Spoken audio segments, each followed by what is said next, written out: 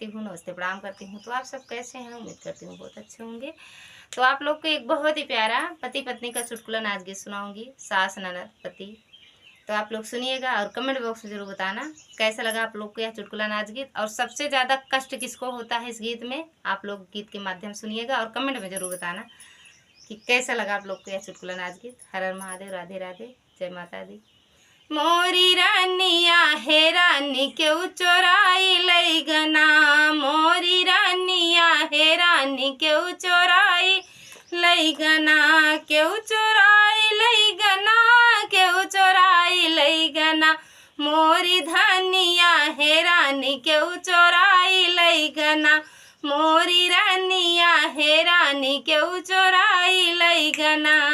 सास ढूंढ खेतवा ननद खलिहनवा, सास ढूंढ खेतवा ननद खरिहनवा, मोर सजनवा ढूंढना, मोर सजनवा ढूंढना, वही बारी फूलवरिया, मोर सजनवा ढूंढना, वही बारी फूलवरिया, मोर सजनवा ढूंढना, मोरी रानिया हे रानी क्यों चोराई लई गना, मोरी रानिया हे रानी क्यों चोराई लई गना।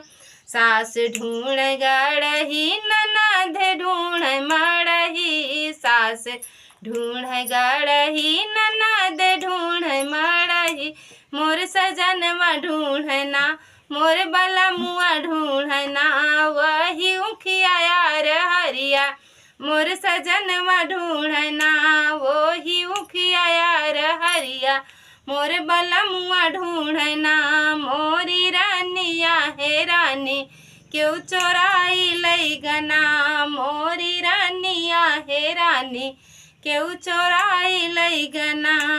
सास रोव सुसुकी ननद रोव मुसकी, सास रोव सुसुकी ननद रोव मुसकी, मोर सजनवा रोवना, मोर सजनवा रोवना, जान गौआ कई लोगवा मोर सजनवा रोवना, जान गौआ के लोगवा मोर सजनवा रोवना, मोरी रानिया हे रानी क्यों चोराई लई गना, मोरी रानिया हे रानी क्यों चोराई लई गना, मोरी धनिया हे रानी क्यों चोराई